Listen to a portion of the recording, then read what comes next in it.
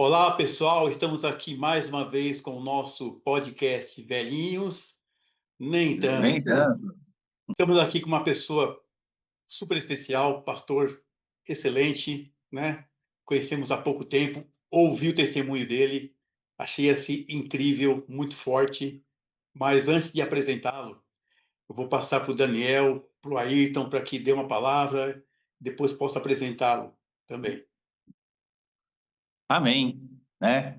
É um prazer, é um privilégio termos o pastor Ricardo aqui com a gente, né? Realmente um testemunho tremendo. A gente já conversou um pouquinho antes, né, de começarmos essa live aqui, mas assim, é tremendo. Eu acho que, né, o que ele passou para nós aqui foi uma experiência assim de vida, coisa que a gente gostaria de estar passando também, experimentando, né? E não tem não, se a gente vai ter que ter uma outra live com o senhor, porque realmente é um Amém. assunto muito profundo, né? Amém. E a gente gostaria de conhecer, sim, esse mundo espiritual aí, né? Que o senhor viveu, né? As coisas que o senhor viu, né? E será Sim. para nós um prazer ouvi-lo, né? Eu tenho certeza que Deus vai usar muito a sua vida e vai alcançar muitos corações essa noite. Em nome Amém. do Senhor Jesus. Amém. Glória a Deus. A glória de Deus. Amém, amém. Eu conheci conversei com o pastor Ricardo a semana passada. E Uhum. normalmente as lives a gente conversa com a pessoa e ajusta a agenda, sempre dá um certo trabalhinho, né? Com o pastor Ricardo foi muito rápido, foi o podcast mais rápido que nós marcamos, né? Eu não me lembro se foi na quinta ou na sexta que nós conversamos. Ele falou assim: não, Sim. vamos marcar então já para terça-feira que eu tenho livre. Hoje é terça-feira, né? É. É, Vamos marcar para terça-feira que eu tenho livre, meus horários são esse, pode escolher. Eu falei, poxa, que bom, né? É É muito desse bom jeito. e com certeza foi marcado rápido, porque tem muita gente que precisa ouvir o que o senhor tem para falar, pastor, tá? Sim. Ele é pastor, ele é professor, ele é escritor, ele é empresário, então eu vou pedir que ele se apresente aí com todas as qualidades, mas acima de tudo, ele é um servo de Deus. Pastor, com a Amém. palavra. Qualidade eu não tenho nenhuma, né? Qualidade eu não tenho nenhuma, porque as misericórdias do Senhor é a causa de nós não sermos consumidos. Eu dependo da graça de Deus, qualidade é zero. Deus tem a misericórdia de nos alcançar, né? Eu não tenho qualidade nenhuma. Mas é verdade que eu tenho essas funções. E eu queria dar um abraço aí aos irmãos, é uma honra para mim, um prazer muito grande olhar para o rosto de vocês, que eu vou ter que olhar por toda a eternidade, que nós vamos morar no céu, então já é bom já conhecer já, e também aos amados e amadas irmãos e irmãs que estão aí na internet, que Deus os abençoe, que faça resplandecer o seu rosto sobre ti, que tenha muita misericórdia de ti, que te encha de paz. Vou aqui dar um testemunho, e vocês ficam à vontade de me interromper, que estão aqui comigo no estúdio. Na verdade, estou na minha casa. Olha a louça suja na pia lá, que eu não lavei ainda. Então, vocês ficam à vontade para me interromper, fazer perguntas, estou à disposição. E Tá aí, a hora que eu certo. puder começar, você já me manda aí, manda o ok que eu Então, dou play. pastor, então é só uma palavrinha antes de eu começar. Já deu vontade de conhecer você pessoalmente, viu? Já deu muita vontade. Mas Então, pode tá bom. começar, pode se apresentar, pode falar a igreja direitinho, e pode começar a falar o Fique seu à testemunho. vontade. Fique bem à Tá bom. vontade. Meu nome é Ricardo Braga e servo do Senhor, pecador, que depende da graça de Deus, da misericórdia dele toda manhã. E estou aqui para falar para vocês que todo domingo eu estou na minha igreja, em Segec, lá em Campinas. Eu era da Assembleia de Deus e hoje estou na Segec. A igreja onde me converti, né? Voltei para ela 25 anos depois. E a Segec é lá do pastor Alexandre Perucci, meu pastor, pastora Márcia Perucci, que eu vou falar no testemunho. E ela fica no bairro de São Bernardo, em Segec, Campinas, sede. Você vai achar, pode ir lá, te dê um abraço, a gente conversa. Estou lá para receber vocês. E, na verdade, vamos falar um pouco, então, do meu testemunho, que foi vocês pedindo para eu falar. Eu nasci num lar espírita. E todas as coisas que eu aprendi de Deus foi através da doutrina espírita. A doutrina espírita, ela tem um livro chamado Livro dos Espíritos, que é a Bíblia dos Espíritas. Esse livro dos Espíritos tem parábolas retiradas da Bíblia e colocadas num livro à parte, com psicografias de espíritos interpretando aquelas parábolas. Na verdade, é o texto fora do contexto para criar um pretexto para te levar para o inferno. É assim que funciona. Satanás não cria, ele copia, ele transforma, ele faz tudo contrário, imitando Deus, mas para blasfemar o tempo todo, porque ele é um blasfemo. Então, eu acreditava em Deus, mas eu não conhecia Deus. Eu buscava a Deus, mas eu não conhecia Deus. Nesse tempo, eu achava que todos os caminhos levavam a Deus. Então, eu estudei eubiose, racionalismo cristão, acreditava que todas as religiões levavam a Deus. Li o Bhagavad Gita, que é o nono livro dos Vedas, dos Krishna, ao Corão. E eu estudava tudo sobre Deus, porque eu achava que todos os caminhos levavam a Deus. Eu buscava Deus, mas eu não conhecia Deus. Eu não sabia que só tem um caminho que leva a Deus, Jesus, porque ele disse, eu sou, ninguém mais é. Ele disse, eu sou o caminho, a verdade e a vida. Ninguém vem ao Pai, não é ninguém vai, ninguém vem ao Pai se não for por mim. Então eu não sabia que só tinha um caminho para chegar a Deus. Logo, eu buscava Deus, mas eu não conhecia Deus. Interessante que eu vou abrir aspas aqui antes disso, porque é algo tremendo. Eu sou professor de biologia e muitas vezes preguei para alunos que não acreditavam em Deus. E a pergunta que eu mais recebo é prova que Deus existe. Deus não existe. Deus nunca existiu. Porque qualquer coisa para existir, ela tem que passar a existir. Ela tem que ser gerada. Ela tem que partir de algo. Deus não existe, porque ele não foi gerado. Ele não passou a existir. Ao contrário, tudo que existe, existe a partir dele. Deus não existe, ele é. Por isso que o nome do Deus Pai é Udirê, o grande eu sou. Ele vem antes da existência, ele vem antes do tempo. Deus não existe, ele é o princípio e o fim, o alfa e o ômega de todas as coisas. E que tamanho tem esse Deus? Ele não existe, ele vem antes da existência. Esse Deus tem um tamanho inimaginável. A Bíblia fala que o universo inteiro cabe na palma da mão de Deus. Ora, o universo que nós conhecemos tem 50 quintilhões de galáxias, cada uma com bilhões de planetas, e está em expansão. Que tamanho tem esta mão? Este Deus tremendo, esse Deus tão grande, cujo todo o universo cabe numa palma de uma mão, um dia ele resolveu se despir da sua glória, se despir da sua majestade, e foi ficando pequeno, pequeno, pequeno, pequeno, pequeno. Um Deus cujo universo cabe na palma da mão foi morar no útero de uma virgem. Porque Deus amou o mundo de tal maneira que deu seu Filho unigênito para que todo aquele que nele crê não pereça, mas tenha vida e vida eterna. Então eu buscava Deus, mas eu não conhecia Deus. Eu achava que todos os caminhos levavam a Deus, mas eu não sabia que só tem um caminho que leva a Deus. E eu não tinha como entender Deus. E até hoje eu não entendo. Ninguém entende Deus, ninguém explica Deus. Deus não falou assim, entenderás a Deus sobre todas as coisas, ou meditarás em Deus sobre todas as coisas, ou compreenderás a Deus. Ele disse, amarás a Deus. Ele não pediu teu cérebro, ele pediu teu coração. Você entrega o coração e ele te dá a revelação. Não sabia disso? Então, antes de contar a minha história a partir daqui, aos ouvintes, Deus tocou meu coração agora para falar algo para você. No começo, Deus criou os céus e a terra.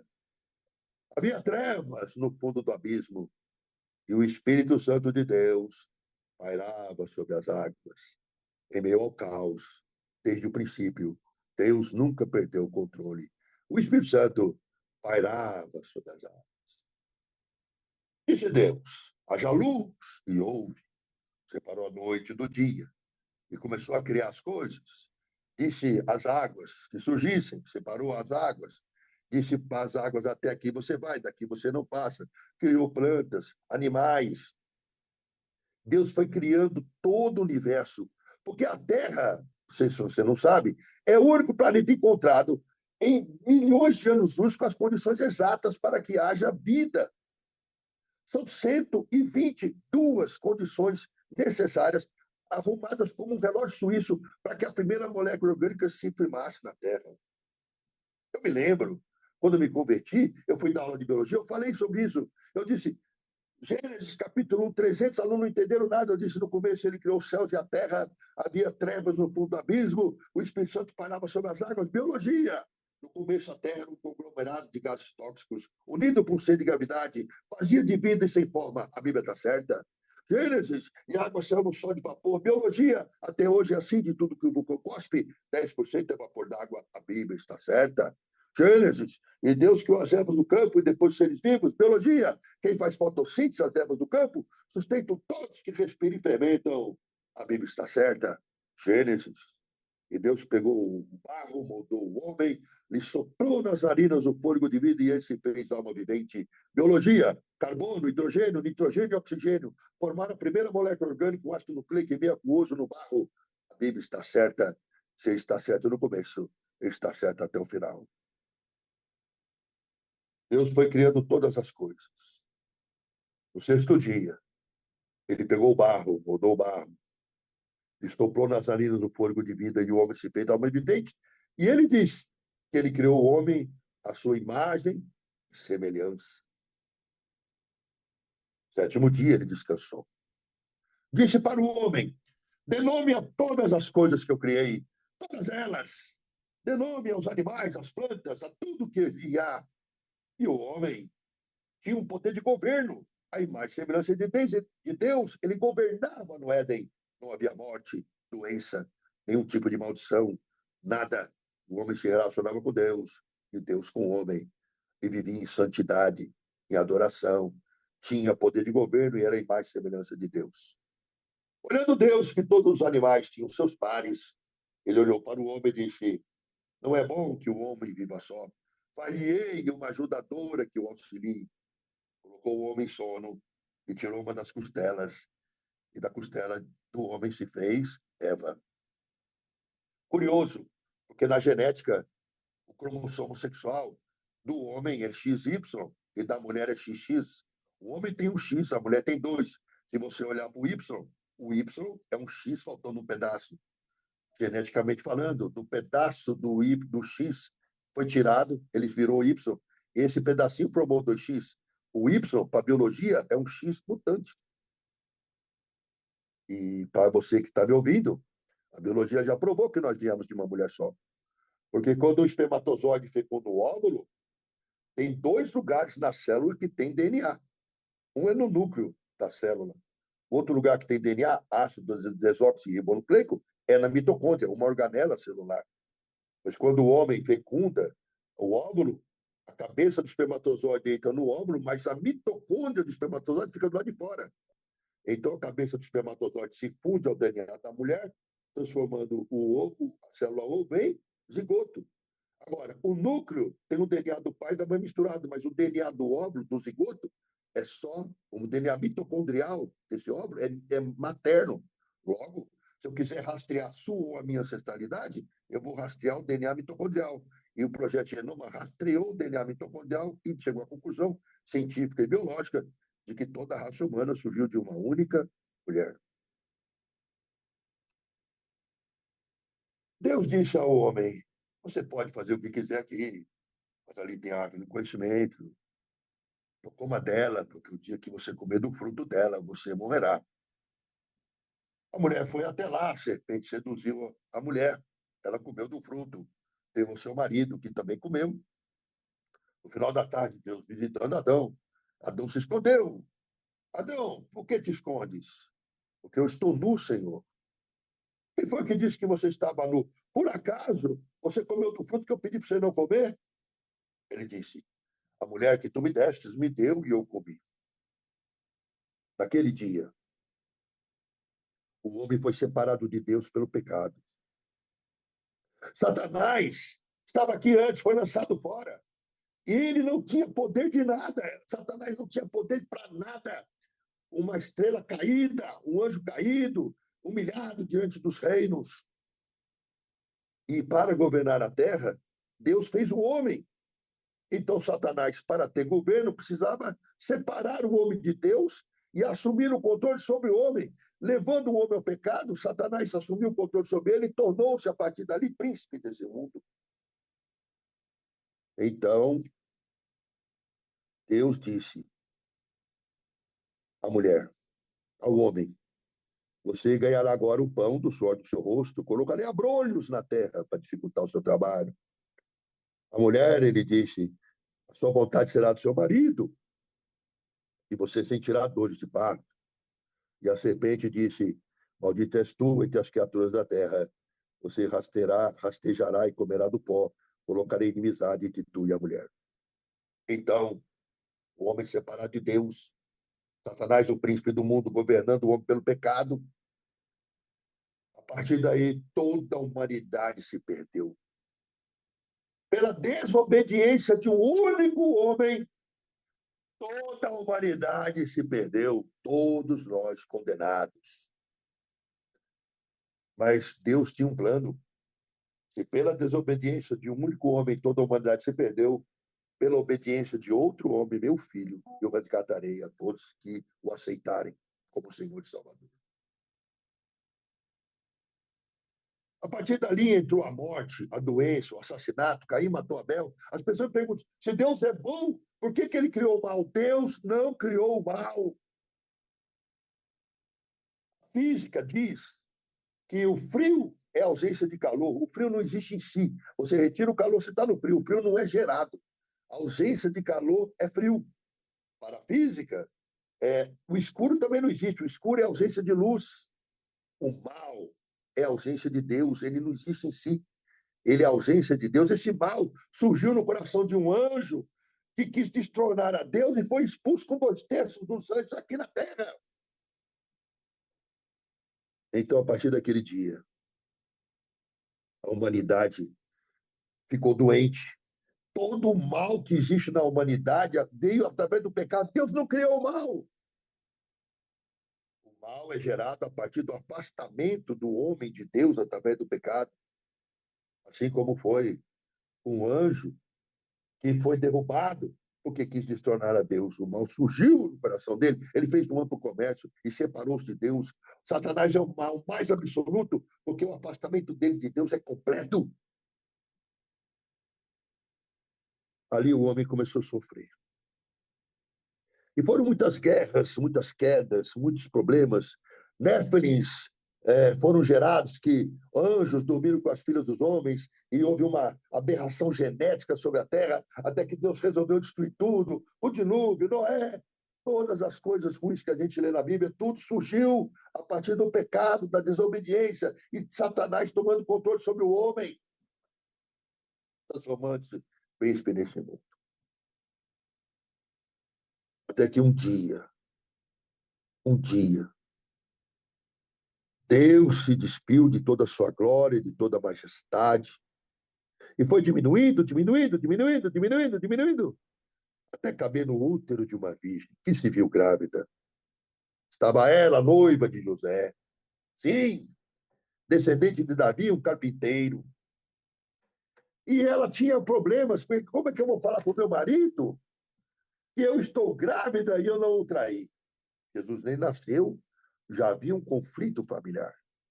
A vida de Jesus nunca foi simples, desde a sua concepção. Ela disse a José, ele não creu, mas era um homem nobre e amava Maria. Imagina se ela for acusada de adultério, vai morrer apedrejado. Então ele resolveu o quê? Abandonar Maria, se afastar dela. Mas ele dormiu e o anjo disse a ele, tudo que Maria te falou é verdade, ela está grávida do Salvador. José creu naquilo ali. Assumiu a Maria um filho que não era dele. Naqueles dias, o rei Herodes mandou fazer um censo, contar os habitantes da terra. E as pessoas tinham que voltar ao seu lugar de origem para serem contadas. José pegou Maria grávida e foi a Belém. Chegando lá, Maria em trabalho de parto, Belém lotada, imagina, todos os habitantes de Belém têm que voltar para serem contados, porque o rei pediu, não havia vagas em lugar nenhum, em trabalho de parto. José, com dinheiro no bolso para pagar uma hospedagem, não tinha um quarto, até que alguém disse, o dono de uma hospedaria, olha, eu não tenho quarto, mas ela está para ter bebê, tem um estábulo ali. E o rei dos reis, senhor dos senhores, cujo universo cabe na palma da mão, nasceu no estábulo. O primeiro ar que entrou pelo nariz do rei dos reis tinha cheiro de esterco de vaca. Nasceu na simplicidade, veio para servir. O Cordeiro de Deus ia ser sacrificado. Nasceu no estábulo. 3 reis magos vieram em sua direção, enganaram Herodes, seguindo a esteira guia, chegaram com ouro, incenso e mirra. Herodes, bravo com aquela enganação, sabendo que o rei dos judeus podia estar por ali, mandou matar todas as crianças de 2 anos para baixo, mas antes um anjo apareceu a José e disse, pega Jesus, Maria e leva para Nazaré. Jesus nem nasceu, mal nasceu. Já havia um sacrifício enorme de crianças de 2 anos para baixo. Jesus nunca teve vida fácil. Jesus foi para Nazaré e houve choro na terra de Raquel, um grande assassinato de crianças. Quando o rei Herodes morreu, um anjo apareceu a José e disse, volte a Belém, para que se cumprisse a palavra que o Salvador viria do Egito. José criou Jesus como seu próprio filho, educou Jesus, ensinou a ler nas Escrituras, a ponto de, aos 12 anos, ele ia ao templo e as pessoas se encantavam com a oratória, com a autoridade, mas ainda não tinha começado o seu ministério. Muitas coisas aconteceram, até que um belo dia, numa festa de casamento, Jesus transforma água em vinho e realiza o primeiro milagre. A partir daí, ele foi curando, pregando, nunca mentiu, nunca enganou, nunca foi injusto, nunca se exaltou em si mesmo. Ele veio para servir, porque Deus amou o mundo de tal maneira que deu seu Filho unigênito para todo aquele que nele crê, não pereça, mas tenha vida e vida eterna. Interessante, naqueles dias, havia um homem conhecido e afamado, chamava-se João Batista. João era um camarada que todo mundo conhecia e multidões iam ao deserto para vê-lo pregar. Por que iam ao deserto? Certamente deveria lá ter uma catedral, uma igreja enorme, com ar-condicionado, água gelada, banheiro. Não, sol no coco e areia quente. Então, o que será que atraía as multidões? Certamente, João Batista era um pastor alinhado, bonito, terno bem cortado. Não! Se vestia de pele, amarrado com a corda, um homem desgrenhado, comendo mel e gafanhoto. Certamente, então, seria a pregação, eu vou prosperar, Deus vai me dar um carro, um emprego. Não, a palavra era dura. Endireita teus caminhos, acerta suas veredas, que aquele que há de vir, virá. Então, se não era uma igreja bonita, se não era um terno bem cortado, se não era um discurso que alegra a alma, o que é que atraía multidões ao deserto? O Espírito Santo de Deus. Porque João tinha uma mãe chamada Isabel. Quando Maria grávida chegou perto de Isabel, João recebeu o Espírito Santo dentro do ventre.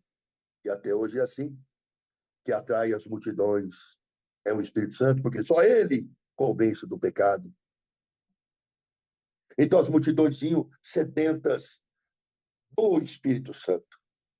E era tanta autoridade em João Batista, que até o rei temia ele. Ele apontava o dedo lá e falava, Herodes, seu adulto, para de dormir com a mulher do teu irmão. O rei baixava a cabeça. Interessante é que aquele que há de vir virá veio. Jesus, o Nazareno, pregou, fez discípulos, foi ser batizado por João. Quando João viu, ele disse: João, convém que você me batize. E João falou: mas eu não sou digno nem de te amarrar as alpargatas dos pés. Mas Jesus insistiu. João baixou Jesus nas águas e voltou. E naquele instante, Pai, Filho e Espírito Santo se encontraram. O Espírito Santo desceu sobre o Filho na forma de uma pomba. E a voz do Pai bradou no céu: eis aí, o meu filho amado, em quem muito me alegro. Vai para o deserto. Como assim? É amado, está feliz com ele? Vai para o deserto? 40 dias de fome e sede para vencer o inferno no deserto.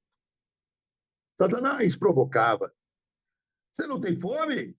Diga aquelas pedras que transformam-se em pães e coma.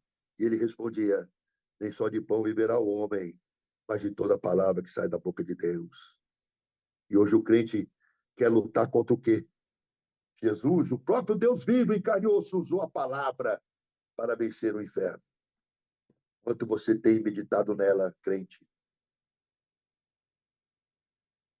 Quando Jesus voltou do deserto, o povo da igreja de João ficou incomodado. Ô, João, metade da nossa igreja está seguindo ele. João falava: deixe que vá, convém que ouço a ele e não a mim. Quando alguém não conhecia João, perguntava: como é seu nome? Ele nunca disse: eu sou João, um pastor famoso, ou eu sou João, o apóstolo, não sei da quanta, ou eu sou João, pastor presidente da igreja tal. Ele não falava nem o nome dele, ele disse: eu sou só uma voz do que clama no deserto. Ele nunca disse: eu sou a voz que clama, ele disse: eu sou só uma voz do que clama no deserto. Salomé dançou, pediu a cabeça de João. No cárcere, a única preocupação de João é: será que eu acertei? Será que de fato ele é quem eu penso que é? Mandou o emissário a Jesus e veio a resposta de Jesus dizendo: diga a João, o surdo ouve, o cego vê, o paralítico anda.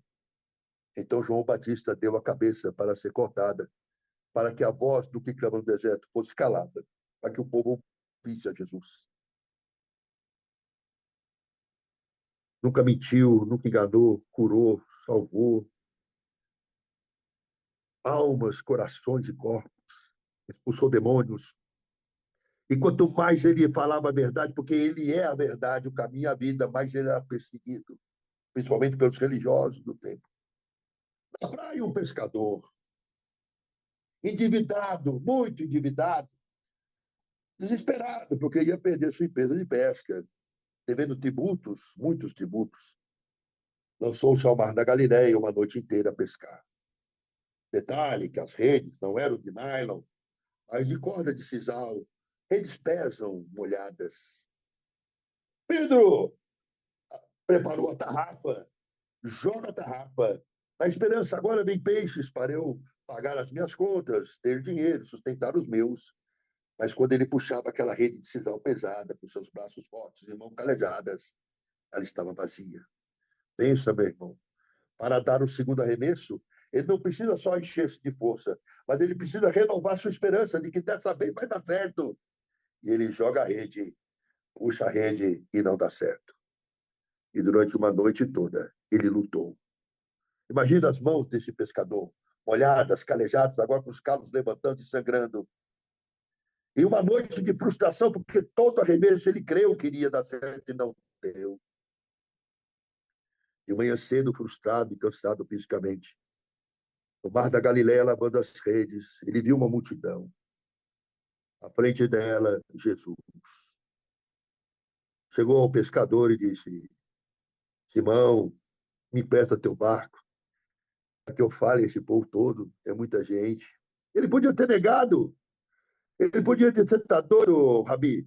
Eu pesquei a noite toda, estou todo cansado, ferrado, falido, procura outro. Mas ele viu autoridade em Jesus. E ele disse: pode usar. Jesus falou às multidões e disse a Simão: Simão, volte para o mar, lança as redes do lado direito.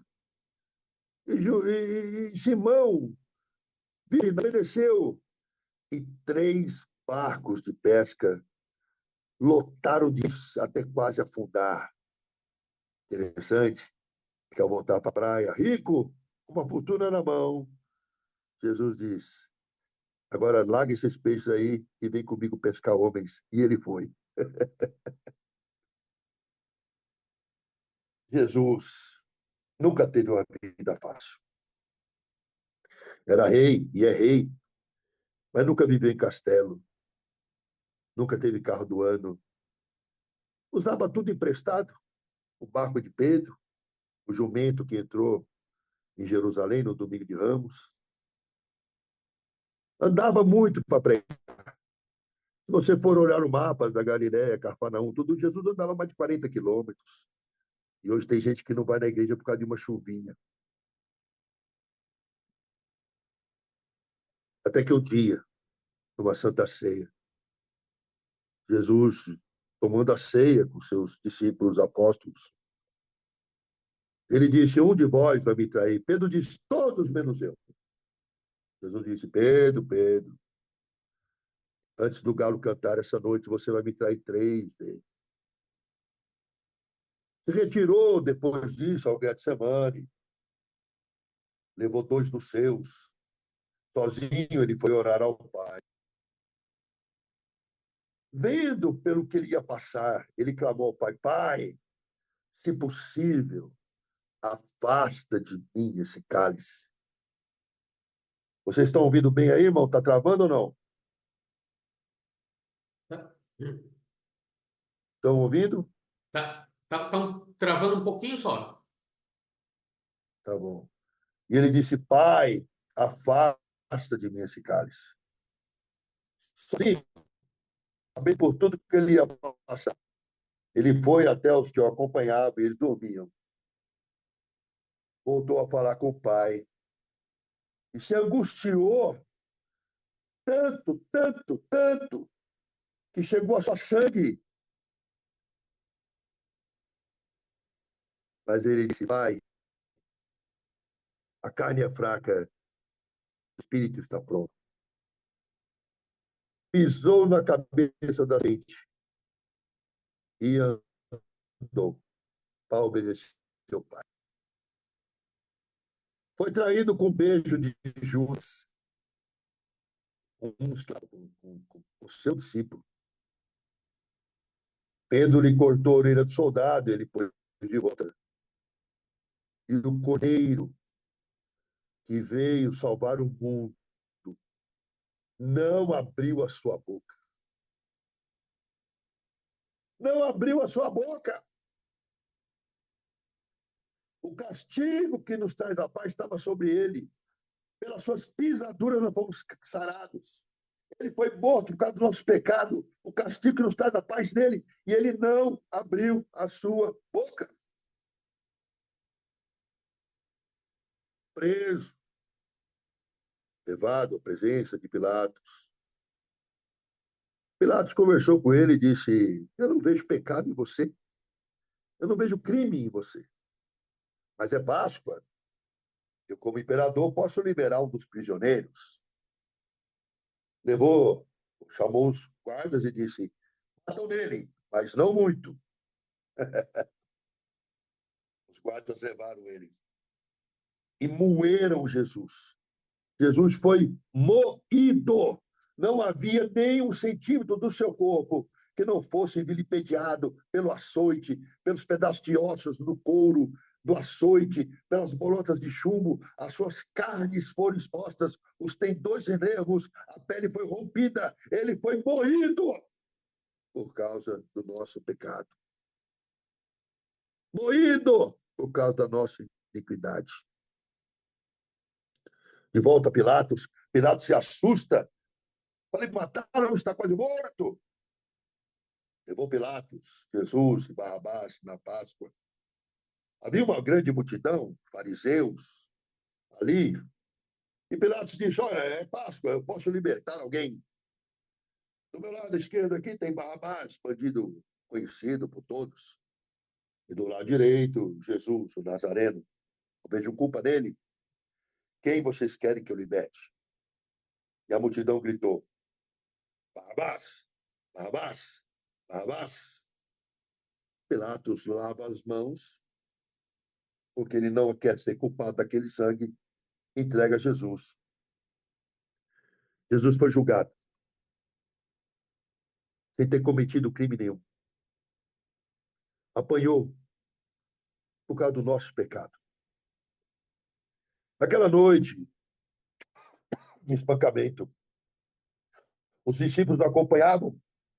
Alguém reconheceu Pedro? Pedro, tu andavas com ele? Eu não, nem conheço ele. Depois, mais uma vez, Pedro, tu não é um dos discípulos? Eu não conheço ele. Quando Pedro nega pela terceira vez, o galo canta. No Evangelho de Lucas diz que Jesus havia levado um soco. E naquele momento, quando Pedro nega Jesus pela terceira vez, Jesus olha para Pedro. Pedro sai e chora amargamente. E Judas, os Iscariotes, pegou aquelas moedas de prata, foi até os fariseus e falou: olha, eu estou devolvendo, eu não quero mais esse dinheiro. E os fariseus disseram: tu é culpado pelo sangue dele. Aí a gente pensa: por que Judas se matou e Pedro não? Se ambos negaram a Jesus, traíram a Jesus, o olhar de Jesus salvou Pedro, o olhar do fariseu matou Judas. Porque o olhar de Jesus, cheio de amor e graça, provocou em Pedro arrependimento. O arrependimento admite o perdão. Já o olhar do fariseu a Judas, cheio de culpa, de acusação, provocou em Judas remorso. O remorso não admite perdão e leva ao suicídio. Isso é maravilhoso, porque quando Jesus foi ressurreto, ele disse: diga a Pedro e aos outros, citou Pedro nominalmente, porque sabia que Pedro estava machucado.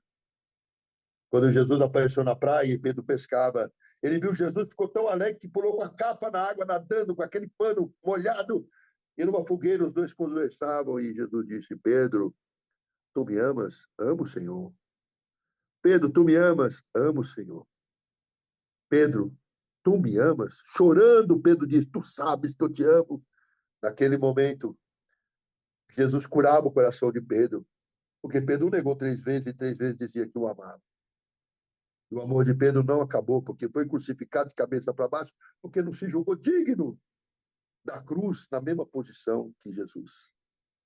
Aí, naquele dia, Simão, de fato, transformou-se em Pedro, porque Simão é vara que oscila, Pedro é fragmento de rocha, pedra, duro, fragmento de rocha, a rocha é Jesus. Jesus foi para a cruz.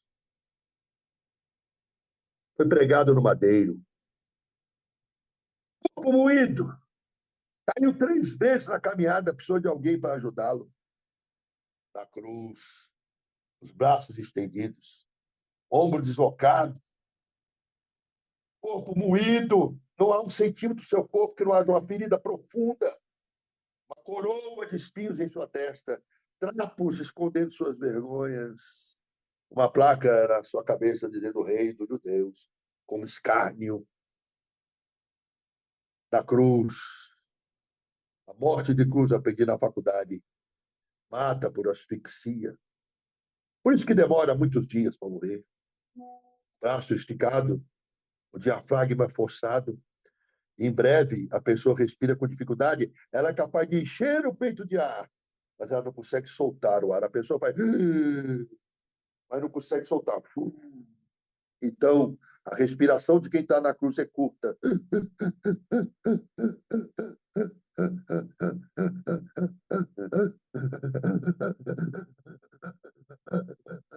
É como uma asma. Dói para respirar, porque o ácido lático se acumula no diafragma. Cada respiração é uma dor profunda. Ele podia ter nos amaldiçoado, podia ter descido de lá, podia ter aniquilado a terra enviando anjos aqui para acabar com todos nós. Ao invés disso, para poder falar, ele teve que se esticar, porque para falar uma frase ele precisa puxar o ar e o ar precisa sair. Então ele pisa no cravo, estica o corpo, solta o ar, puxa o ar. E ao invés de nos amaldiçoar, ele diz: Pai, Pai, perdoai, eles não sabem o que fazem. Ele não nos amaldiçoou.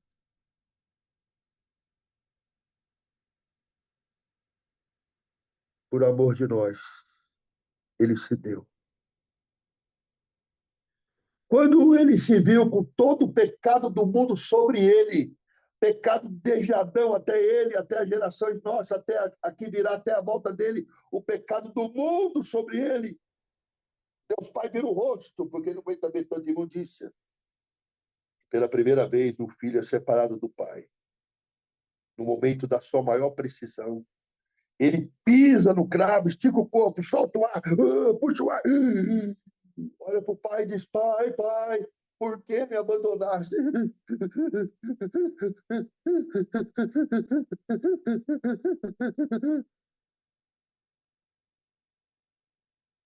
Ele não desistiu.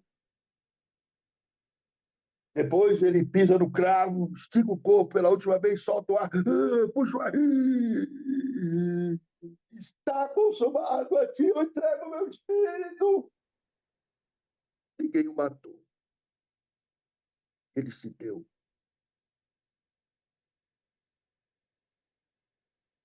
E pela desobediência de um único homem, toda a humanidade se perdeu, pela obediência de Jesus, todos nós seríamos resgatados. Nós que não merecíamos e não merecemos, porque colocamos ele lá, nós o crucificamos. Não dá para entender esse amor. A cruz é um ato de amor inexplicável. O Filho vos foi dado, Cordeiro de Deus. É um ato de amor.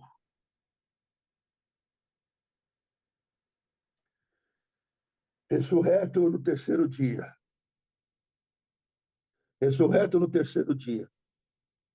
Visitou os discípulos e disse: Eis que estou enviando a ti, a vós, o meu Espírito. E de lá para cá, depois que ele subiu ao céu, de novo ao lado do Pai, 12 homens, agora 11, levaram o evangelho por toda a terra.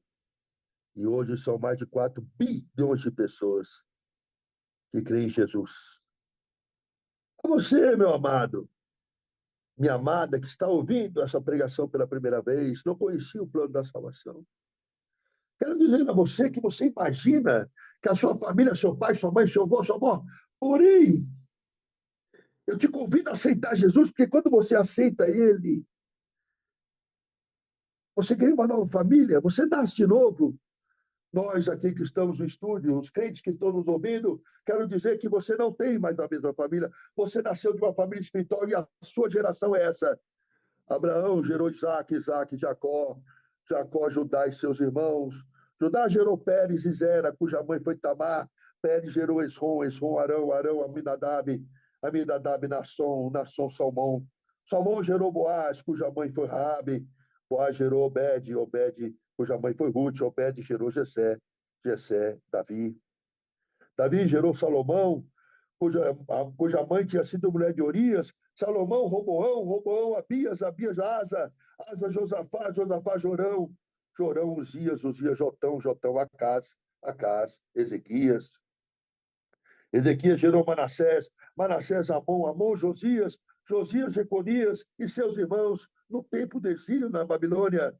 Depois do exílio, Jeconias gerou Salatiel, Salatiel gerou Zorobabel, Zorobabel, Abiúde, Abiúde, Eliaquim, Eliaquim, Azor, Azor, Sadoc, Sadoc gerou Aquim, Aquim gerou Eliúde, Eliúde gerou Eleazar, Eleazar gerou Matã, Matã gerou Jacó, que gerou José, que casou com Maria, que gerou Jesus, que gerou eu e você. Nascemos de novo. Temos o nome escrito no livro da vida com sangue, inculpável de pecado.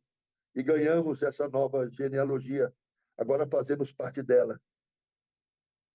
Quero convidar você que está assistindo essa live.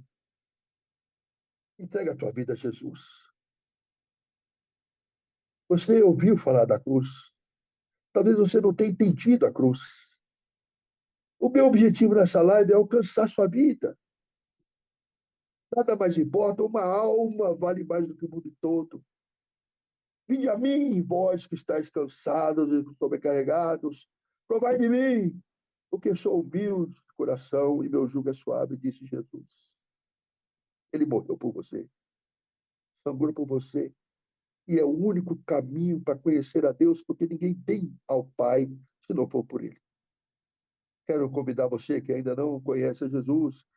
Eu quero fazer uma oração por você. Você pode aí na sua casa, baixar sua cabeça, fechar seus olhos. Senhor, meu Deus e meu Pai, eu te peço que, em nome, teu nome, Jesus, essa vida seja tocada pelo teu Santo Espírito. Santo Espírito de Deus, usa essa live para alcançar as multidões.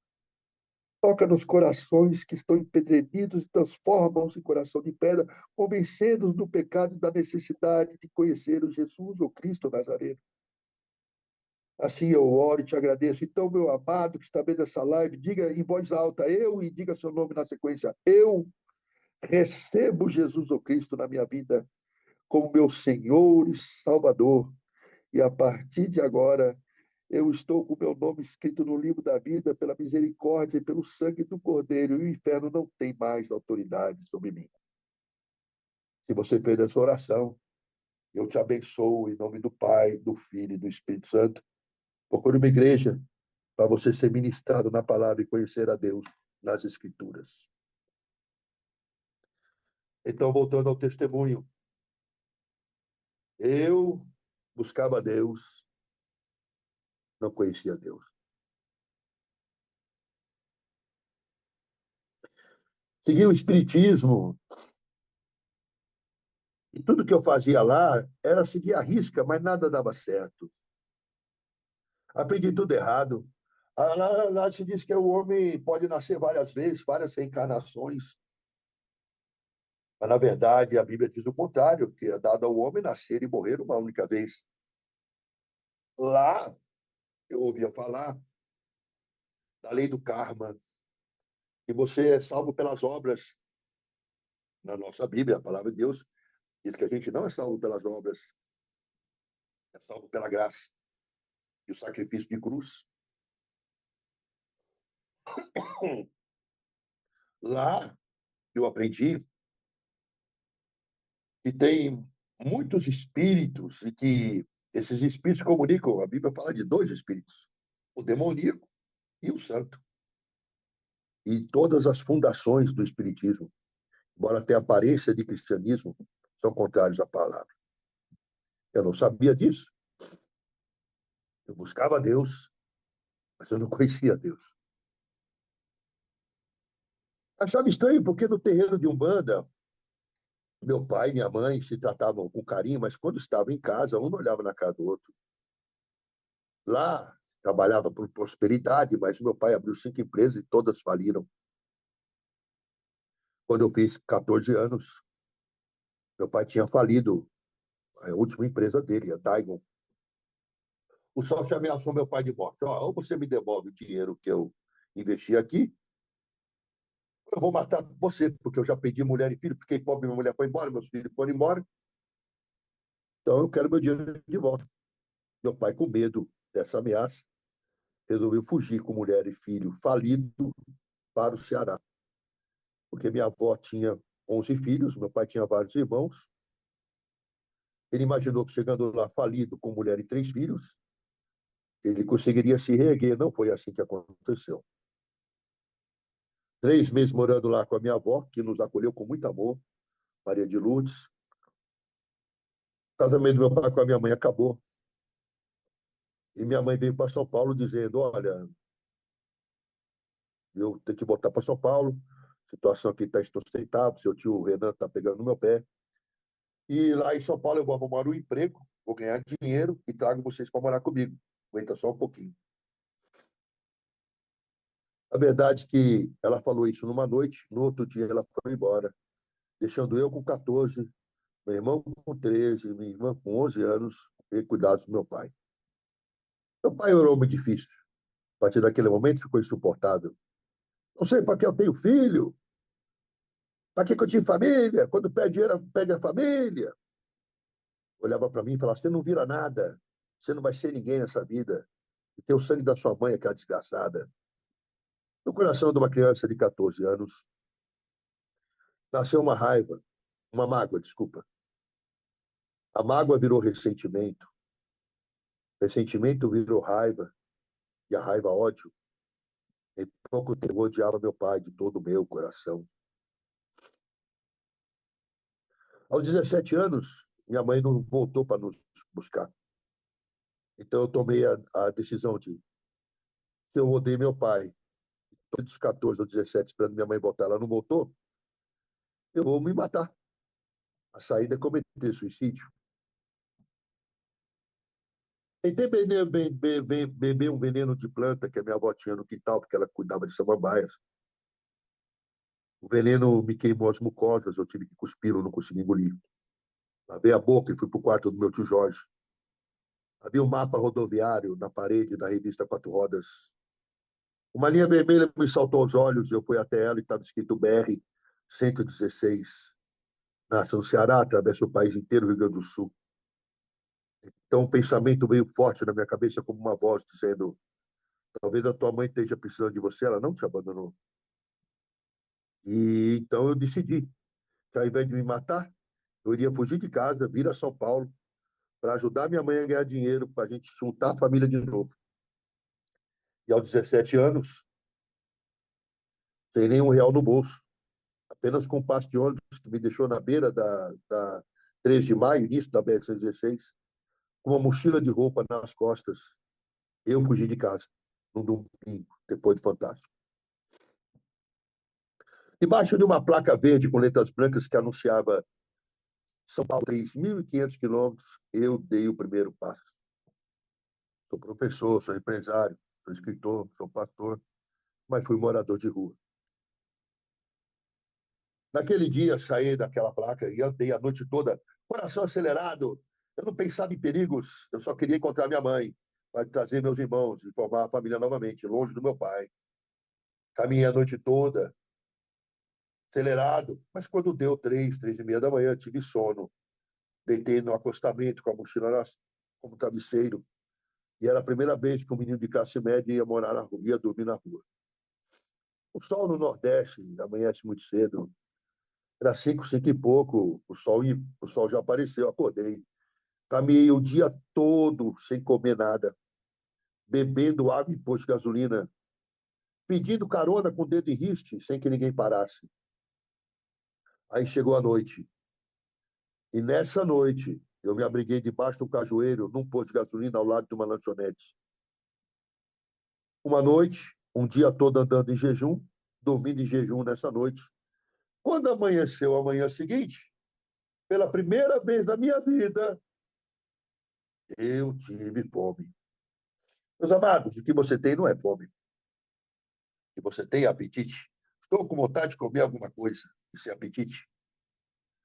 Fome é diferente. Sudorese nas têmporas, tremores nas mãos. Você quer levantar o corpo, mas os músculos não obedecem. Você fica de quatro, de joelho, agarra no tronco do cajueiro, fica de pé. O esforço excessivo faz com que você quase desmaie, porque fica tudo escuro e depois volta. Dá aquela ânsia de vômito. E quando você vomita, só sai suco gástrico e bile, não há nada no estômago. Seu fígado está cuspindo bile, a boca amarga. E, de repente, vem uma sensação de torpor, como se tudo aquilo fosse um sonho. Quando o torpor passa, você é acometido de um desespero de fome. E esse desespero de fome te rouba todo o medo, todo o nojo, toda a vergonha, todo o pudor. Você é capaz de fazer qualquer coisa por comida e é capaz de comer qualquer coisa. Então, eu vi a lanchonete ali ao lado. Caminhei com dificuldade, encontrei 3 degraus que foram difíceis de subir. Apoiei-me no balcão para não desmaiar e o rapaz veio na minha direção e disse: pois não, eu falei, moço, eu preciso de um café com leite com muito açúcar, de um pão com manteiga. Eu estou para desmaiar aqui na sua frente, eu não tenho dinheiro. mas eu posso lavar um prato, fazer faxina. Ele disse, essa hora já tem gente pedindo.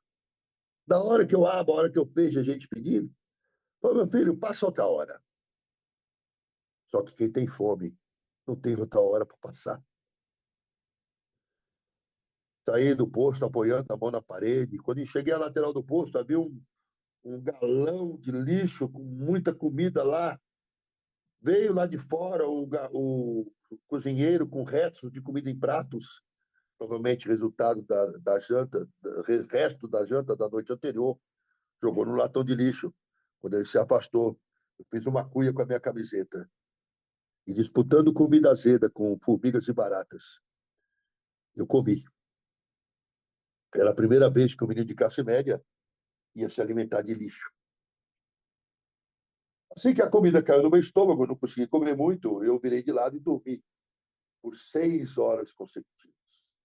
Meus amados, quando eu abri os olhos, sem que eu fizesse força, começou a vir na minha mente momentos em que eu tive alimento e eu rejeitei. Lembrei de uma vez que eu falei para minha mãe, mãe, eu fui cortar uma mão, ele está machucado. Você não come uma fruta que presta? Talvez eu falei para minha mãe, mãe, faz outro arroz. Esse é de ontem, comi arroz domingo. E à medida que eu lembrava dessas coisas, eu chorava. Porque pela primeira vez na minha vida eu me vi. E até aquele dia eu não sabia que eu era orgulhoso, egoísta e ingrato. E eu chorava porque a pessoa que eu vi me envergonhou. Levantei daquele chão, caminhei muitos dias, muitos quilômetros, muitas coisas aconteceram, mas eu vou me prender a 3. Foram dias sem banho, sem escovar os dentes, cada picada de inseto, arranhão do mato infeccionava a pele. Pele que eu não enxergava mais, era uma crosta de gordura amarela, com manchas de fuligem pretas, como me digo do centro de São Paulo.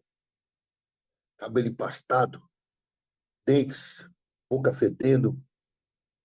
Me alimentava em posto de gasolina e lixos, revirados, e bebia água de torneira. Nesse estado de coisas, eu cheguei na Bahia. Há pouco preguei numa igreja lá, justamente no lugar onde eu passei. E cheguei na Bahia, o sofrimento foi grande. Porque naquele trecho fazia muito calor. Mas era um calor tão grande que o vapor subia do asfalto, deformando o horizonte. O tênis que eu tinha no pé era um topper. Naquela época só tinha bamba, conga, quixute, topper, rainha. E esses tênis eram ruins. E aquele calor do asfalto derretendo o látex do topper. Eu senti o calor na sola dos pés. Naquele trecho, não havia água em posto de gasolina para beber. E eu sentia a desidratação muito forte. A minha boca secou, não produzia saliva, a língua grudava no céu da boca e eu não tinha força para levantar os pés, apenas arrastava-os. Mas eu ganhava coragem, porque eu falava, eu vou subir essa colina e quando chegar lá em cima eu vou encontrar um posto de gasolina e eu vou beber toda a água do mundo. Mas quando eu chegava no alto da colina, tudo que eu via era asfalto preto, sem curva, sem fim. Descia a colina e aos poucos as forças foram indo. Eu achei que eu ia morrer naquele trecho. De repente eu vi uma música, era um forró. E eu pensei, se tem música, tem jeito. Caminhei na picada no meio do mato e fui em direção ao som. Logo me deparei com uma chácara linda. Havia vários carros, era quilômetro na época, Corcel 2, Del Rey. Vários carros. Eram gente com dinheiro. O cheiro de churrasco me invadiu as narinas, aumentou o desespero de fome e a sede atroz. Toquei a campainha, bati palma, achei uma mulher com um maiô, uma canga amarrada nele, um churrasco numa mão, bebida na outra. E eu disse, minha senhora, eu tenho muita sede, eu tenho muita fome, eu estou para cair no seu portão. Será que a senhora não tem uma água para beber, algo para eu comer? Ela disse, eu estou dando uma festa, volta outra hora. Insisti. Ela viu que eu era eu, liberou 2 cachorros que vieram latindo ao portão. Fiquei tão desorientado com aquilo, que ao invés de voltar para a estrada de onde eu vim, eu continuei a picada no meio do mato, que cheguei à direita. E eu fui, achando que eu ia morrer na caatinga. cruzando com Jucás, Juremas, Mandacarus, vendo o galo Campina pulando de um lado para o outro. Aí lá na frente aconteceu uma grande experiência espiritual para mim. Havia uma casa muito pobre, de pau a pique, pau trançado com barro salpicado nas paredes. Havia um cajueiro do lado com balanço de pneu. 4 crianças seminuas brincavam ali. Quando me viram, correram. Telhado da casa não tinha telha de barro. Era feita de palha de carnaúba. E quando eu cheguei de frente à porta, reparei que a porta abria em 2. A parte de cima aberta, a parte de baixo fechada. E a maçaneta da porta era uma madeira que girava num prego. A porta era menor que eu, tenho 1,87 m. Bate palmas. Lá de dentro saiu uma senhorinha muito pequena, menos de 1,5 m. Ela não tinha calçado nos pés. Sua roupa era muito velha. Tinha um vestido com estampas florais que eu mal enxergava. E tinha uma alça do vestido amarrada com nó. Tinha um pano puído no cabelo e um olhar assustado. Uma mulher tão pequena, um homem tão grande, desconhecido na porta dela. Reparei no seu rosto. Não tinha rugas como as minhas, mas eram rugas tão profundas, vincos na pele, como se fora um papel amassado. Reparei no olhar dela. E aí ela disse, pois não, eu disse, minha senhora, eu tenho muita sede, eu tenho muita fome. Será que a senhora não tem uma água para eu beber, algo para eu comer? O olhar dela mudou de expressão, substituiu o medo. Se eu tivesse que usar um termo para descrever aquele olhar, saiu o medo e encheu-se de ternura. E ela sorriu para mim. Tinha no máximo uns 4 dentes na boca. E até hoje, eu nunca mais encontrei um sorriso tão bonito.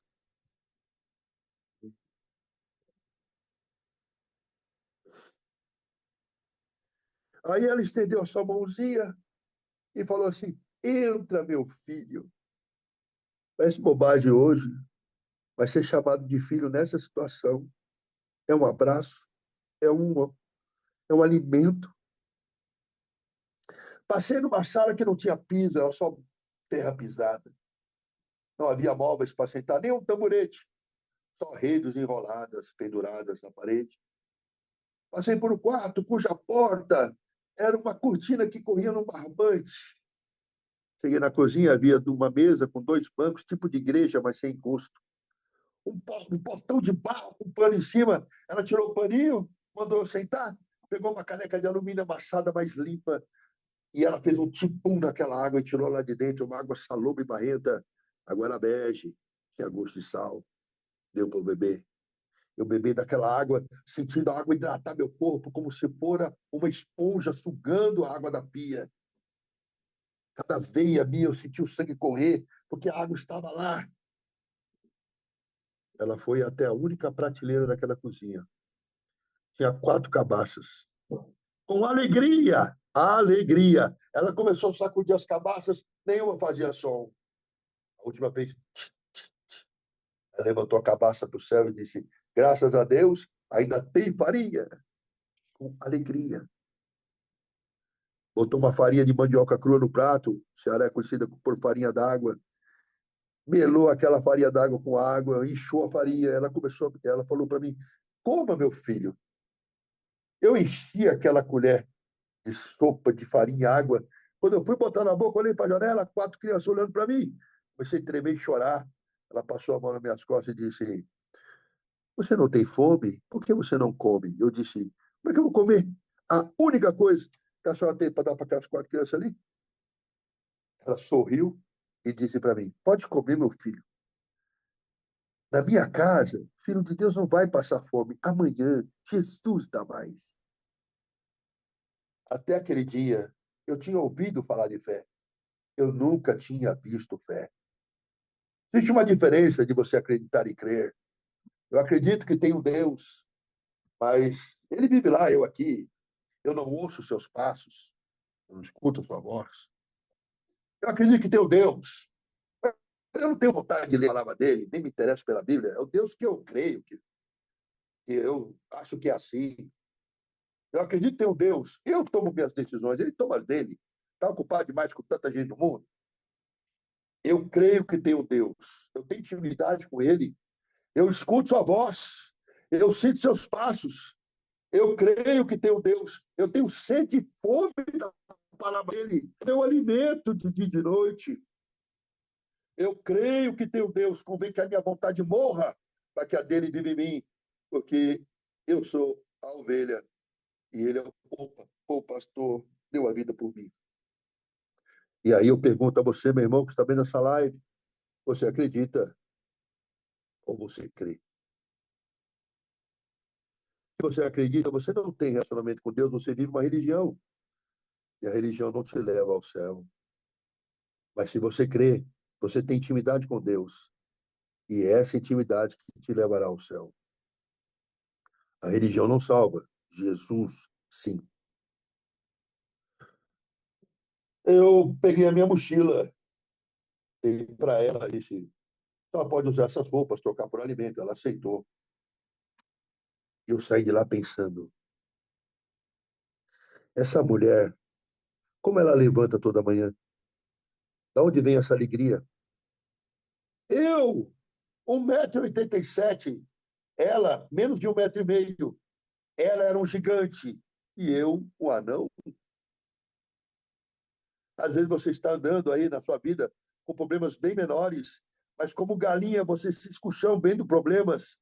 Esta mulher não era galinha, ela era águia. Voava tão alto que enquanto você olha o chão de seus problemas, ela enxergava a curvatura da terra. E eu disse no começo dessa live, o tamanho da mão de Deus. Qual é o tamanho do seu problema que essa mão não pode alcançar? Entrega a vida a Ele e somente creia. Que quem crê, descansa.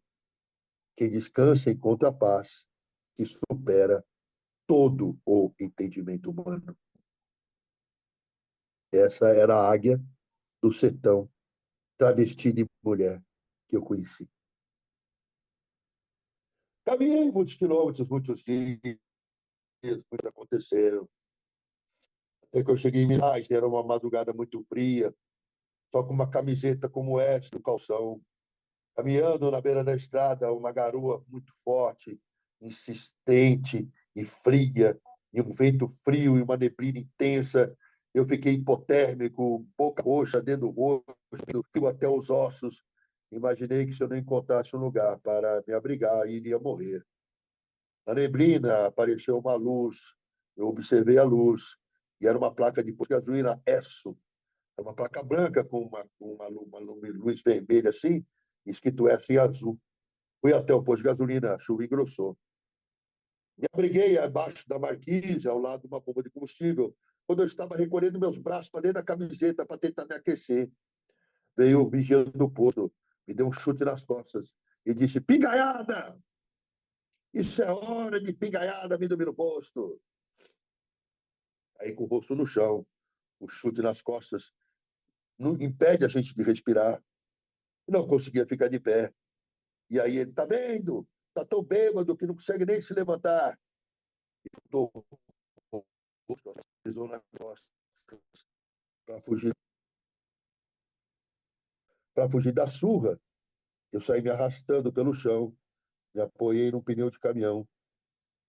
Com muitas dores, levantei. Ele parou de me bater para não se molhar. Dei a volta no posto de gasolina e entrei no banheiro por trás. Peguei papel higiênico e papel de enxugar a mão, coloquei debaixo da camisa para me aquecer. Sentei num chão gelado, ao lado uma privada cheia de fezes, ao outro uma parede de pedra, na frente uma porta com um pequeno ferrolho. Fechei o ferrolho. E naquele chão gelado, com fezes do lado, eu me lembrei. Todos os dias da minha vida eu tive uma cama, um cobertor, um lençol. E eu nunca disse, obrigado, Deus. Nada contra você querer ter boas coisas, mas tudo contra você não agradecer o que Deus já tem te dado. Aí levantei daquele posto, caminhei muitos dias, muitos quilômetros, e cheguei na cidade do Rio de Janeiro, no estado, né? Havia uma casa de prostituição na beira da estrada. Eu passando ali, vários caminhoneiros lá de fora e de dentro, prostitutas seminuas, dentro e fora. Havia uma prostituta em especial, sentado no banco de 2 lugares, segurando um copo de café nas mãos. E eu passando, ela disse: vem cá, moço. Eu dava um passo e parava. Vem cá, moço. Eu dava um passo e parava. Naquela hora eu percebi que eu tinha mudado como pessoa. Eu saí do Ceará altivo, nariz empinado, mas uma prostituta me chamava e eu tinha vergonha do meu mau cheiro, eu tinha vergonha das minhas feridas, eu tinha vergonha da minha miséria. O deserto faz isso. Deserto não é só um lugar sem água e alimento. Deserto tem a capacidade de te roubar a identidade, de fazer você esquecer a pessoa que de fato você é. Tem uma história assim na Bíblia. Um dia o rei Davi disse: alguém da casa de Saul, que eu ainda posso encontrar, tem Mefibosete, filho de Jonathan, aleijado de ambos os pés, que mora há 20 anos no deserto de Lodebar, um príncipe do deserto. Quando o rei Davi mandou chamar Mefibosete em sua presença, o deserto tinha feito Mefibosete esquecer que ele era príncipe, porque ele exclamou para o rei Davi: quem sou eu, um cão morto, para que tu te lembres de mim? Talvez, meu amado, minha amada, que está vendo essa live, você se sinta como um cão morto. Talvez um casamento destruído, talvez uma dívida, uma doença, um filho preso, não importa o estilo ou o tamanho do deserto, talvez você esteja sem a sua identidade. Mas o rei Davi, vindo Mefibosete, que se via como um cão morto, mandou dar banho nele, trocou as roupas dele, calçou o anel real nele, restituindo a autoridade, e colocou ele para comer como seu filho à sua direita, não mais de migalhas, mas na mesa do rei. Ora, se um homem de carne e osso fez tal justiça e restituição, quanto mais teu Deus que está no céu fará por ti. Você é princesa e príncipe, porque vocês são filhos de rei. Então, não perca a identidade no deserto.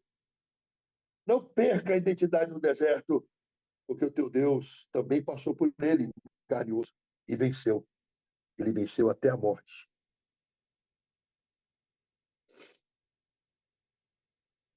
Então, conversando com a prostituta, ela disse: nossa, mas você fala bem, você estudou nos melhores colégios. O que você está fazendo na rua? Eu disse: estou em busca da minha mãe, que mora em São Paulo, e contei a história. Ela me deu um copo de café. Acho que eu bebi aquele café devagarinho, porque descia uma coisa limpa, quente, doce. Ela disse: não sai daí, você promete? Eu prometo. Ela entrou na casa de prostituição. Meia hora depois, ela saiu com um caminhoneiro, abotoando o cinto. E ele perguntou para ela: quem é o menino? Ela falou: aquele ali. Ele disse: bora comigo para São Paulo. Faltava 600 quilômetros. Eu disse: eu não tenho como lhe pagar. Ele disse: ela pagou para você. Uma prostituta que não me conhecia, me amou a ponto de dar o seu corpo para que eu, um desconhecido, tivesse a chance de encontrar minha mãe. Quem vive uma religião acusa. Aquela irmã desviou, nunca me enganou. Aquele lá, aquele irmão voltou a beber, enganou o pastor, eu não. Mas eu quero dizer algo a essas pessoas que se julgam melhores que as outras. Tem uma prostituta na família de Jesus, o nome dela é Raabe. Tem uma estrangeira na família de Jesus, o nome dela é Ruth. Tem um assassino e adúltero na família de Jesus, o nome dele é o rei Davi. Porque enquanto o mundo aponta o dedo, Jesus abre os braços. Ele não faz acepção de pessoas, de pecadores que se arrependem. Jesus ama os pecadores, odeia o pecado.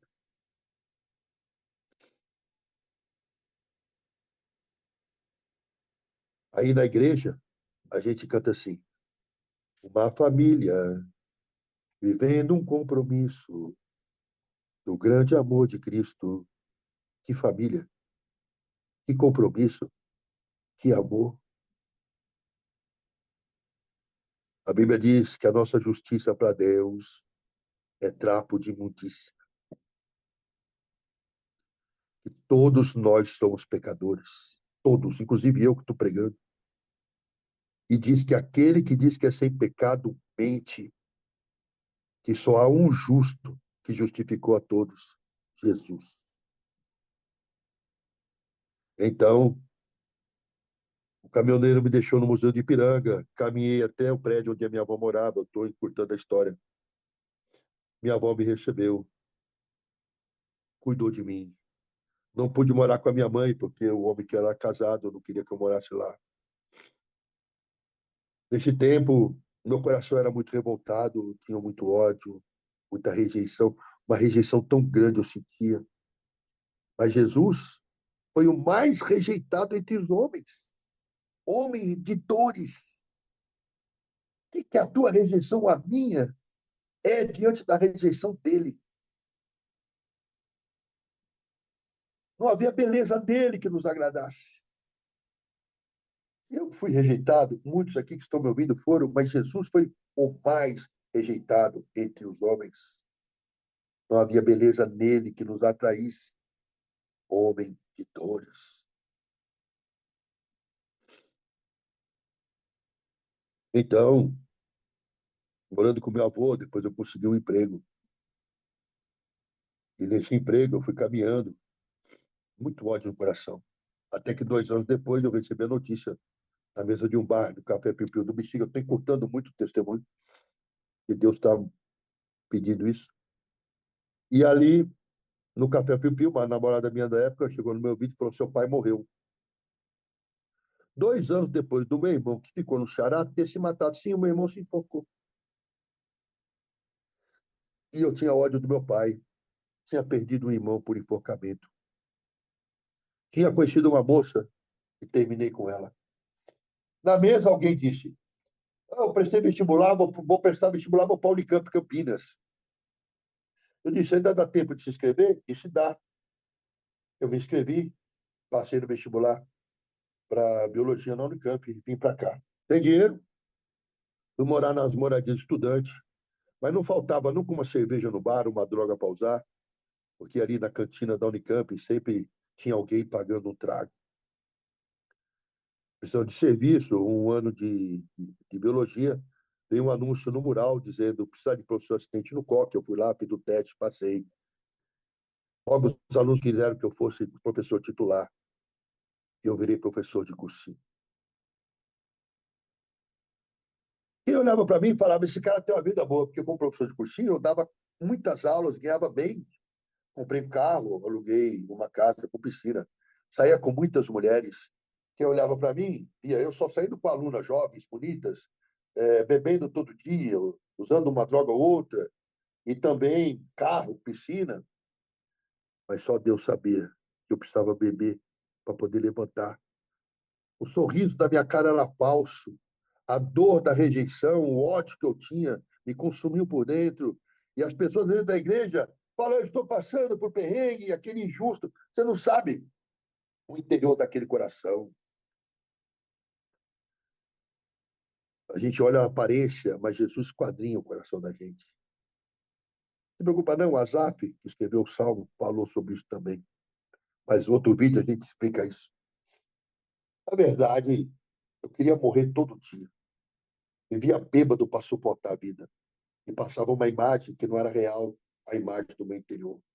Quanto mais sexo, mais vazio. Quanto mais bebida, mais desnorteado. Quanto mais droga, mais perdido.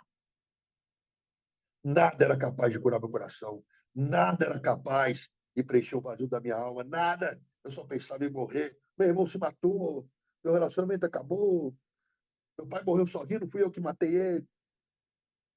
Até que um dia, bêbado, os pés em cima de uma caixa de cerveja vazia da Unicamp, passa uma crente, Helene Peters, filha do meu pastor e amigo até hoje, Hans Peters, e a pastora Miriam Peters.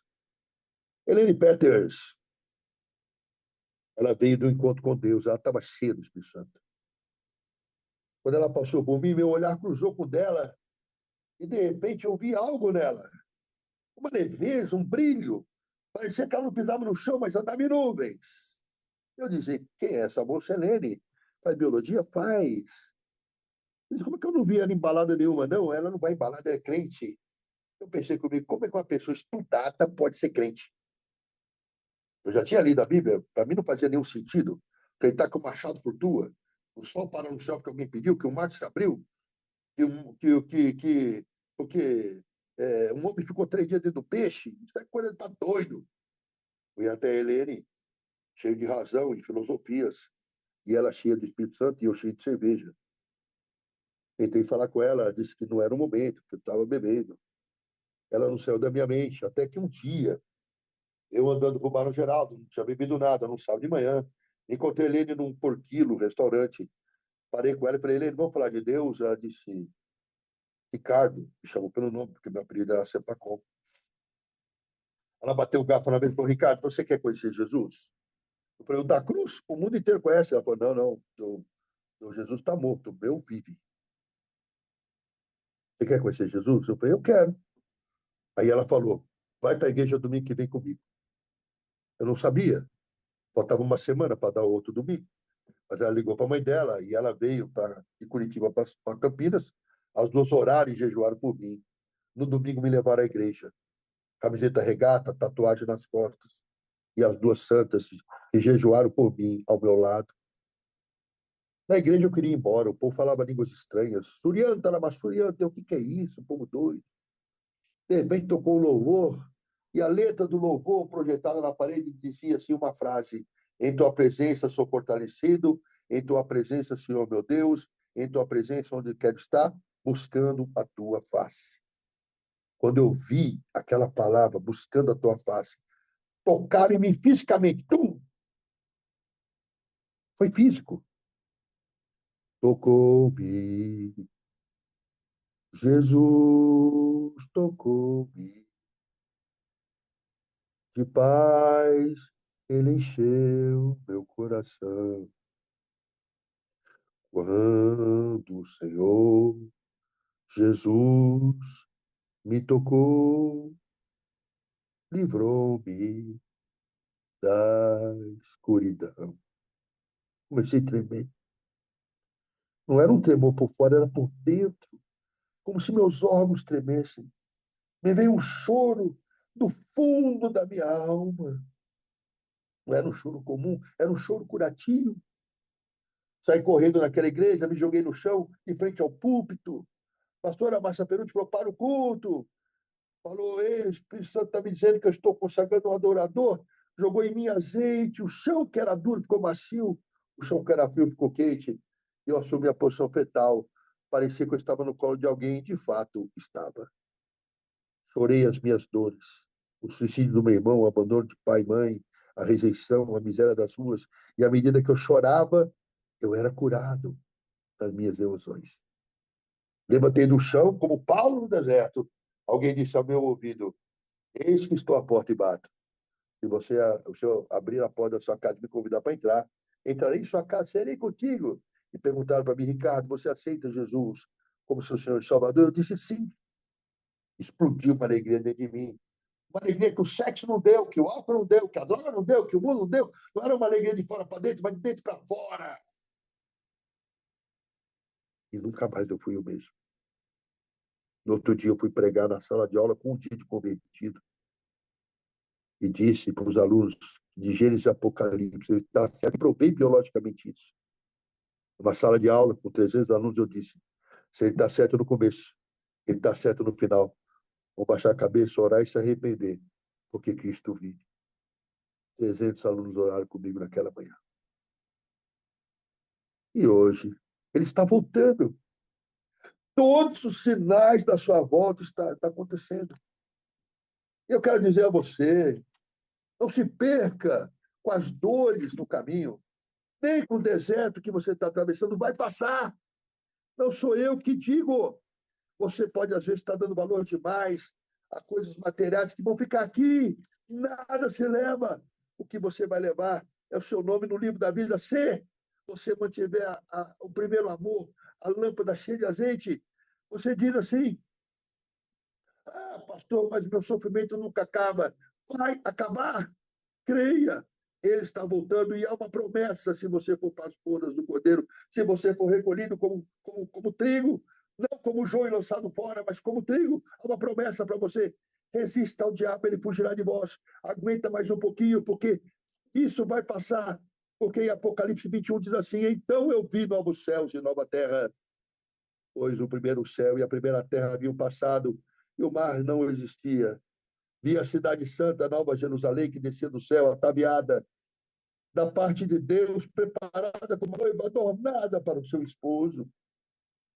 Ouvi uma forte voz que me doutor dizia: agora o tabernáculo de Deus está com os homens, com os quais ele viverá. E aí ele disse assim, no versículo 4, ele enxugará dos olhos toda lágrima. Não haverá mais morte, não haverá mais tristeza, não haverá mais choro, não haverá mais dor, porque as primeiras coisas já passaram. Ele diz: estou fazendo nova todas as coisas, e acrescentou: está feito, eu sou o alfa e o ômega, o princípio e o fim.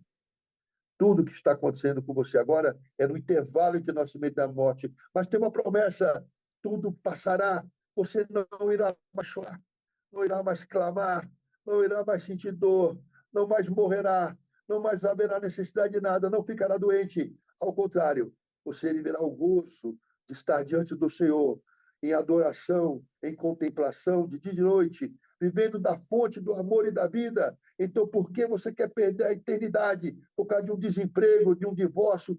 Para com isso, passará.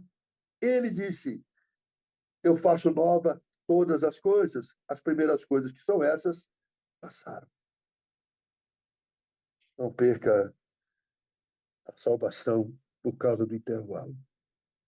Não procure vencer a Satanás pelo seu braço, porque ele foi vencido na cruz. A nós cabe resistir. A Bíblia é clara: resisti ao diabo e ele fugirá de vós. Que o Senhor te abençoe e te guarde. Faça resplandecer o Senhor sobre ti. Tenha muita misericórdia de ti, que te dê a paz. É isso, meus amados.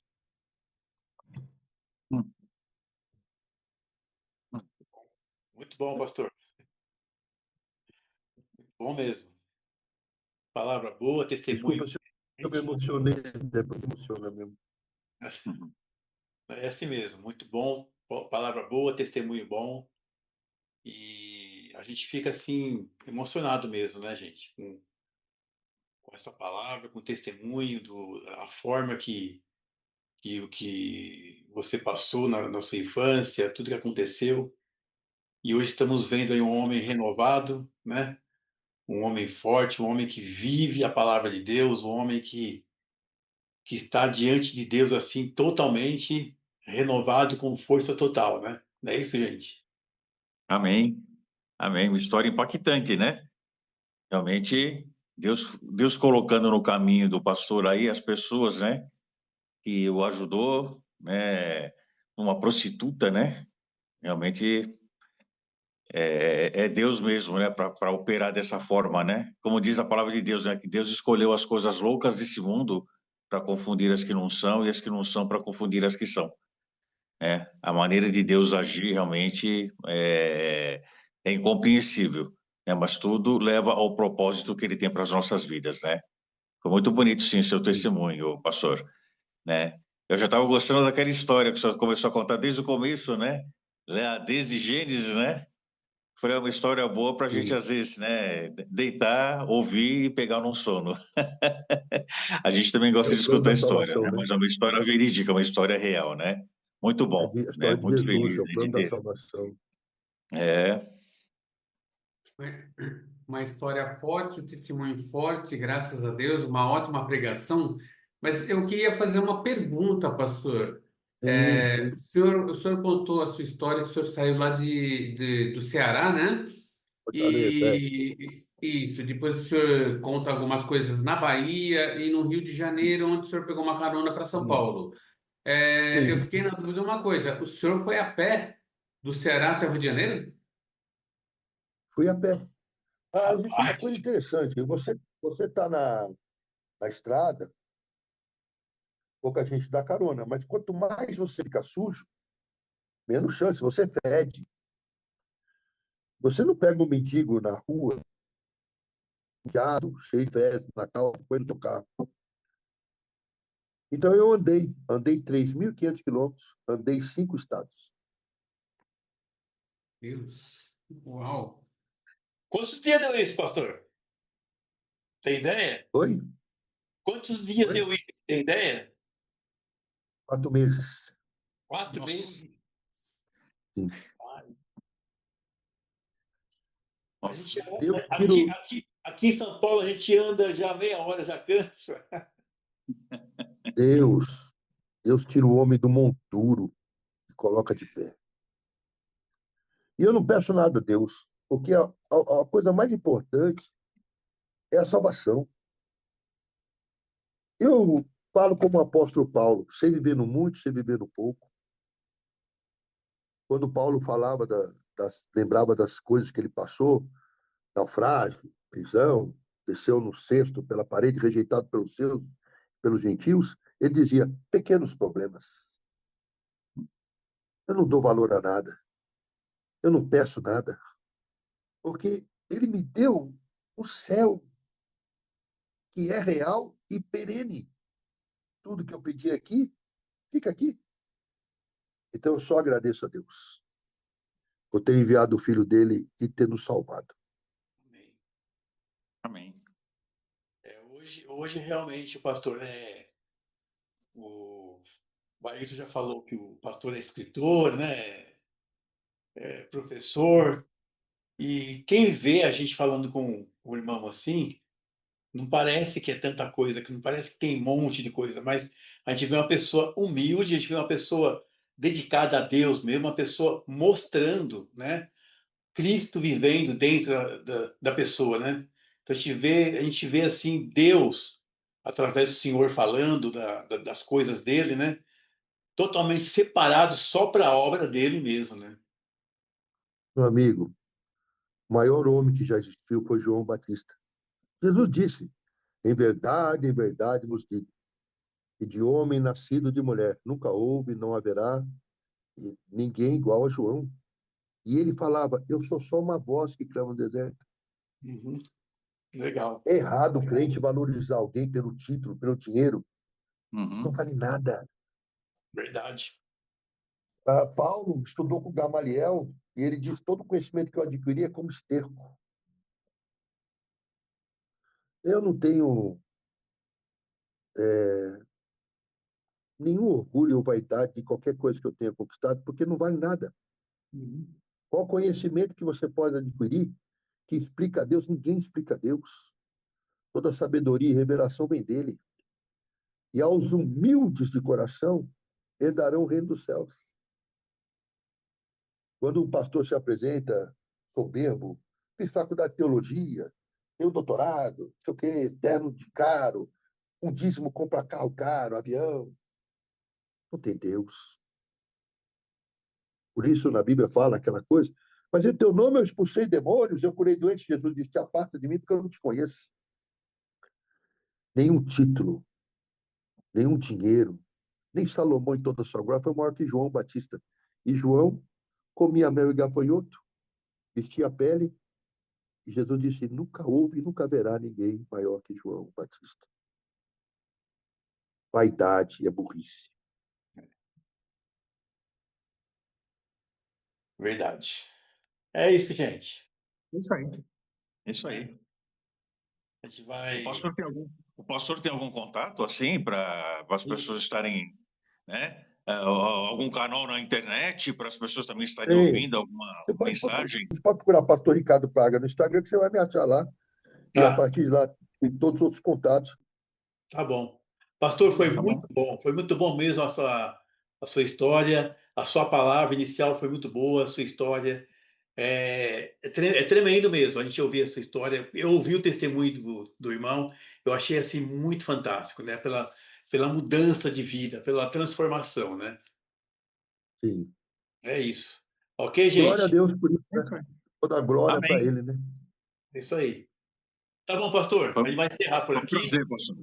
Foi um prazer Deus mesmo. abençoe vocês. Uma honra. Sou servo de vocês. Precisam de mim, estou aqui. Tá bom. Então, A gente gente, ainda vai se encontrar. isso mesmo. Amém. Então, gente, é isso. Aqui a gente encerra mais um podcast, né?